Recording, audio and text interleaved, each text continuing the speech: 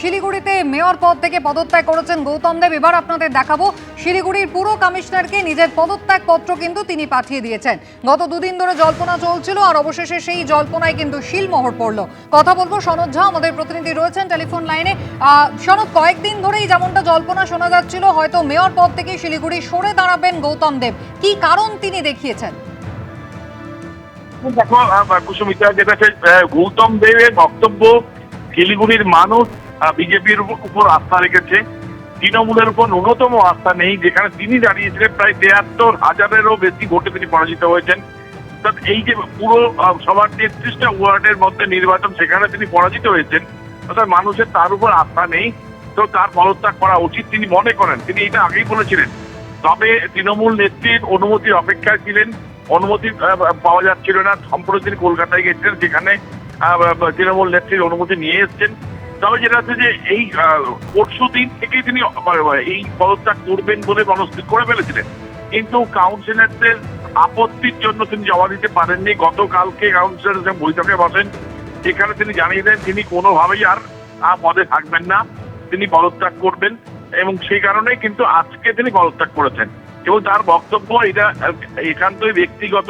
পাশাপাশি তিনি যেটা জানাচ্ছিলেন ঘনিষ্ঠ মহলে, যে পুরসভার এখন কাজ শুধুমাত্র জরুরি ভিত্তিতে কাজ হচ্ছে, কোনো রকম ভাবে বরাদ্দ নেই, কোনো কাজ করা যাচ্ছে না, আর এই কাজ করা কোনোভাবেই যাবে না।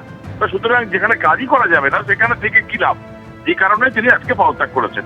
একেবারেই, যেখানে গৌতম দেব অভিযোগ করেছেন যে কোনোভাবেই কাজ করতে পারছেন না, কোনো রকম সহযোগিতা পাচ্ছেন না, সেখানে পরিষদীয় এবং পর্যটন মন্ত্রী শঙ্কর ঘোষ তিনি কিন্তু বলছেন তার তরফ থেকে কোনো অসহযোগিতা কিন্তু নেই। একটি পৌর কর্পোরেশনকে পরিচালনা করবার জন্য যে দক্ষতার প্রয়োজন, সেই দক্ষতার অভাব। ক্ষণে ক্ষণে মেয়র পরিষদ এবং মেয়রের মধ্যে বিভিন্নভাবে তাদের মধ্যে বিতর্ক। এইরকম পরিস্থিতিতে মেয়র সাহেবের পদত্যাগ করাই উচিত বলে আমার মনে হয়েছিল। উনি করেছেন, কিন্তু এই ব্যাপারে আমার যেহেতু জানা নেই, আমি বলতে পারবো না। আশা করি যে পশ্চিমবঙ্গের শিলিগুড়ি মিউনিসিপাল কর্পোরেশনের মানুষ অন্তত দক্ষ হাতে একটি পৌর কর্পোরেশন পরিচালনা করবার ফলে যে পরিষেবা থেকে তারা বঞ্চিত হচ্ছেন, সেই পরিষেবা তারা পাবে। ওনারই মেয়র পরিষদ অভিযোগ তুলেছিলেন আর্থিক অস্বচ্ছতার, ফলে কি কারণে উনি করেছেন এটা সম্পর্কে আমার ধারণা নেই। যে ব্যক্তি হিসাবে বা মন্ত্রী হিসাবে আমি নির্বাচিত হবার পর, শপথ নেবার পরে ওনাকে সহযোগিতা ছাড়া অন্য কিছু করিনি। এবার কালীঘাট তৃণমূল ছাড়লেন আরো এক প্রাক্তন মন্ত্রী জ্যোতিপ্রিয় মল্লিক, প্রাক্তন খাদ্যমন্ত্রী। তিনি এবার তৃণমূল কংগ্রেসের পদ থেকে ইস্তফা দিলেন। নিজের চিঠি তিনি ইতিমধ্যেই পদত্যাগপত্র পাঠিয়ে দিয়েছেন মমতা বন্দ্যোপাধ্যায়কে।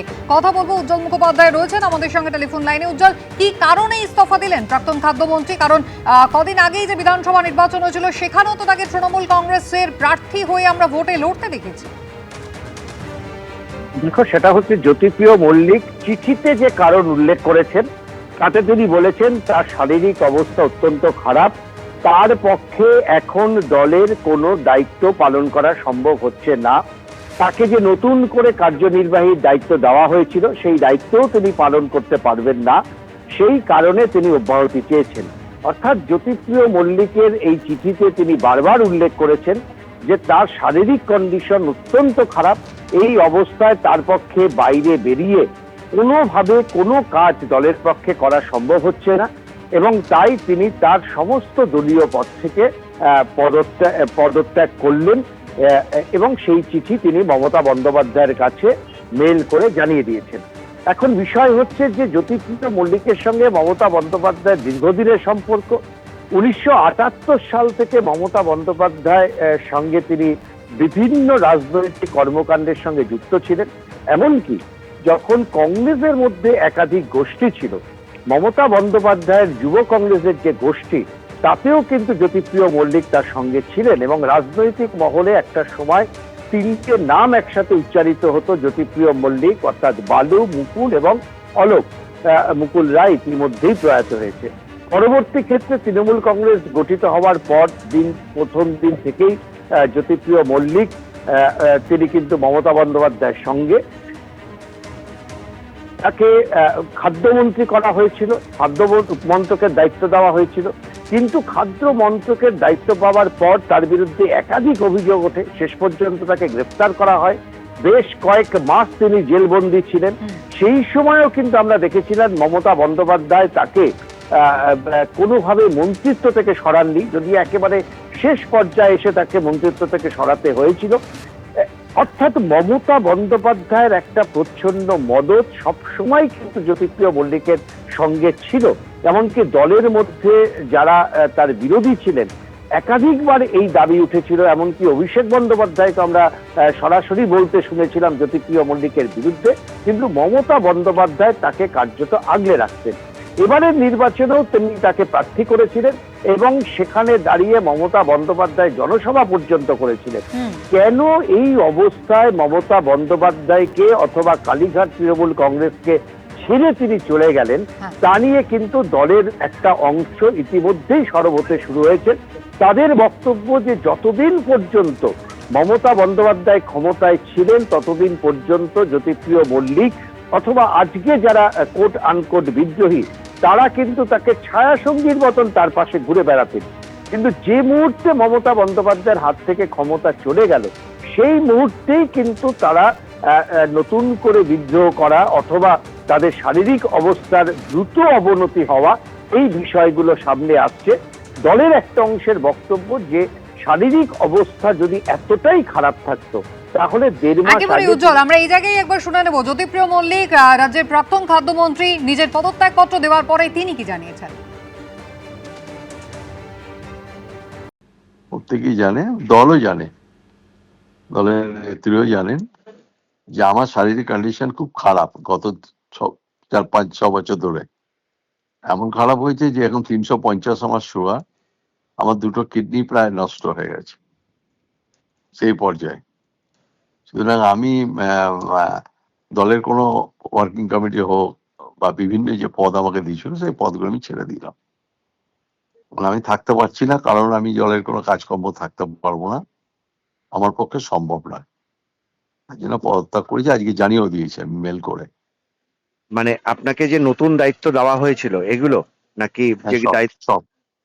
সব দায়িত্ব, একটাই দায়িত্ব দিয়েছিল ওয়ার্কিং কমিটি মেম্বার দলে। হ্যাঁ, সেক্ষেত্রে কি তৃণমূল কংগ্রেসে আপনি থাকছেন নাকি মানে কোনো দায়িত্ব নিতে পারছেন না? মানে থাকার কি করে হলো, আমার সবই তো ছেড়ে দিলাম, থাকলাম কোথায়? আচ্ছা, সবই তো ছেড়ে দিলাম। এখানে কি কোনো মান অভিমানের কোনো বিষয় রয়েছে? আমার কোনো মান অভিমানের ব্যাপার নেই। আমার শারীরিক কন্ডিশন খুবই খারাপ। আমি 2 বছর বাঁচবো কিনা জানি না, অথবা আমি জানি না। আমার এমন কন্ডিশন যে মারাত্মক ভাবে, আমি ছেড়ে দিলাম। হ্যাঁ, কেন পথ আঁকড়ে রাখবো শুধু আমি? আচ্ছা, এই কঠিন সময় আমরা দেখেছি যে বেশ কয়েকজন তারা ছেড়েছেন বা দলের মধ্যে বিদ্রোহ ঘোষণা করেছেন। এই বিষয়গুলো আপনি কিভাবে দেখছেন? সেটা তাদের কারোর ব্যক্তিগত মতে আমি কিছু বলতে পারি না। তারাও তো আমার মতন, আমার বয়সী লোক, তারাও স্বাধীন চেতা। তারা যা ভেবেছে তাদের করেছে, নিশ্চয়ই করেছে। তারা কিছু বুঝেছে বলে ভেবেছে, করেছে, পজিটিভ কিছু করেছে। সুতরাং আমি মনে করি যে আমার আর থাকা উচিত নয় পথ আঁকড়ে থেকে। শুধু কেন থাকবো আমি? আর আমার শেষ প্রশ্ন সেটা হচ্ছে, মমতা বন্দ্যোপাধ্যায়ের সঙ্গে আপনার দীর্ঘদিনের সম্পর্ক, যখন থেকে 1978 সালের রিলেশন। হ্যাঁ, আমি তো সেইভাবে তখন যে বালু ছিলাম, আজকে 2026-এ সেই বালু নেই। শারীরিক কন্ডিশন অত্যন্ত ডিটোরিয়েট করে গেছে। আমাকে না দেখলে কেউ বলতে পারবে না যে আমার শরীরের কন্ডিশন কোথায় গেছে, আমার দাঁড়িয়েছে। মানে আমি চলার মতো, আমার হয়তো আমি 4 মাস বাদে চলতেও পারবো না। অর্থাৎ প্রাক্তন খাদ্যমন্ত্রী জ্যোতিপ্রিয় মল্লিক শারীরিক অসুস্থতার কারণে তৃণমূল কংগ্রেস ত্যাগ করলেন, এমনটাই কিন্তু চিঠি দিয়ে মমতা বন্দ্যোপাধ্যায়কে জানিয়েছেন। আর এই প্রসঙ্গে কি জানিয়েছেন বিজেপির প্রধান মুখপাত্র দেবজিৎ সরকার, দেখুন। আমার কথা হচ্ছে যে দলটাই তো নেই, তার আবার অব্যাহতির কি আছে? দল যেখানে নেই তার দলীয় পদ, তার অব্যাহতি, এ তো অদ্ভুত কথা। আর দলীয় পদ থেকে অব্যাহতি চাইলেই বা দলের সমস্ত দায়িত্ব থেকে অব্যাহতি চাইলেই কি আপনারা মনে করেন যে সমস্ত কৃতকর্ম তাকে ছেড়ে চলে যাবে? বেআইনি যা কিছু হয়েছে তিনি যে নিয়েই হন না কেন তাকে আইন আমলে আসতে হবে। চলতি বছরেও হাবড়া বিধানসভা কেন্দ্র থেকে মমতা বন্দ্যোপাধ্যায় টিকিট দিয়েছিলেন তৃণমূল কংগ্রেসের জ্যোতিপ্রিয় মল্লিককে। ভোটের প্রচারে গিয়েছিলেন এবং সেখানেও ভূয়সী প্রশংসা করেছিলেন বালু মল্লিকের। বালুর নামে বদনাম দিয়ে বেড়াচ্ছে আমি শুনেছি, হাবড়ার প্রার্থীর নামে। জেনে রাখুন, আমার গভর্নমেন্টে বালু যত ভালো কাজ করেছে এ কেউ করতে পারেনি। ওকে হিংসা করে গ্রেপ্তার করেছিল, কোনো প্রমাণ পাইনি। কেন গ্রেপ্তার করেছিল? কারণ সিপিএমের ওই পচা সিপিএম পার্টির 1.5 কোটি লোকের নাম রেশন কার্ডে ঢুকিয়ে দিয়েছিল। এই চুরিটা ধরেছিল, এই ডাকাতিটা ধরেছিল বালু, তাই ওরা বিজেপিকে দিয়ে বালুর বিরুদ্ধে এটা করিয়েছে। দীর্ঘ কয়েক দশক ধরে মমতা বন্দ্যোপাধ্যায়ের আস্থাভাজন ছিলেন এই বালু মল্লিক, যিনি অবশেষে তৃণমূল কংগ্রেস ছাড়লেন। কথা বলবো আবার উজ্জ্বল মুখোপাধ্যায় রয়েছেন আমাদের সঙ্গে। উজ্জ্বল, বালু মল্লিক তার এবার তৃণমূল কংগ্রেস ছেড়ে চলে যাওয়া মানে অবশ্যই মমতা শিবির আরো খানিকটা দুর্বল হলো। একদম তাই। দেখো, মমতা বন্দ্যোপাধ্যায়ের শিবির ছেড়ে যারা চলে যাচ্ছেন তাদের মধ্যে অনেকেই কিন্তু একেবারে মমতা বন্দ্যোপাধ্যায়ের ঘনিষ্ঠ বৃত্তের মধ্যে ছিলেন, অথবা বলা যেতে পারে যে 2011 সালের পর থেকে যাদের কাঁধে ভর রেখে মমতা বন্দ্যোপাধ্যায় তার সরকার চালিয়েছে, এরকম তার মধ্যে অন্যতম নাম অবশ্যই জ্যোতিপ্রিয় মল্লিক। দেখো, আমরা কয়েকদিন ধরে যে কর্মকাণ্ড দেখতে পাচ্ছি তাতে একের পর এক হেভিওয়েট নেতৃত্ব তারা কিন্তু মমতা বন্দ্যোপাধ্যায় এবং কালীঘাট শিবির ছেড়ে আস্তে আস্তে তারা নিজেদেরকে সরিয়ে দিচ্ছেন। ঠিক এমনটাই দেখা গেছিল ফিরহাদ হাকিমের ক্ষেত্রে। আমরা দেখেছি ফিরহাদ হাকিম এখন এই মুহূর্তে তিনি কিন্তু বিরোধী দলনেতার ঘরে বসে রয়েছেন। যে বিরোধী দলনেতা এবং যে গোষ্ঠী তারা দাবি করেন তারাই আসল তৃণমূল কংগ্রেস, এবং সেখানে ফিরহাদ হাকিম তিনি এই মুহূর্তে সেই ঘরে বসে বৈঠক করছেন। ঠিক একই রকম ভাবে অরূপ বিশ্বাস, তার সঙ্গে তৃণমূল কংগ্রেসের কালীঘাট শিবিরের আদৌ কোনো যোগাযোগ আছে কিনা তা নিয়ে কিন্তু রাজনৈতিক মহলে রীতিমতন চর্চা। বিশেষ করে তার ব্যাংক অ্যাকাউন্টে দেওয়া এই চিঠিকে কেন্দ্র করে এই বিতর্ক আবার সামনে আসলো যে কেন তিনি এই চিঠি ব্যাংকে জমা দিতে গেলেন। তৃতীয় নাম ছিল জ্যোতিপ্রিয় মল্লিক। তার শারীরিক অবস্থা অত্যন্ত খারাপ, এতে কোনো সন্দেহ নেই, কারণ আমরা দেখেছি দীর্ঘদিন তাকে হাসপাতালে থাকতে হয়েছে, কিন্তু তিনিও কিন্তু নিজেকে এইখান থেকে সরিয়ে দিলেন। অর্থাৎ কালীঘাট শিবির বা তৃণমূল শিবির অথবা মমতা বন্দ্যোপাধ্যায়ের ঘনিষ্ঠ যারা ছিলেন তারা কিন্তু নিজেদেরকে আস্তে আস্তে সরিয়ে দিচ্ছেন, দূরত্ব তৈরি করছেন। ঠিক একই রকম ভাবে শিলিগুড়িতে গৌতম দেব। উজ্জ্বল, ধন্যবাদ। এবিপি আনন্দ, এগিয়ে থাকে, এগিয়ে রাখে।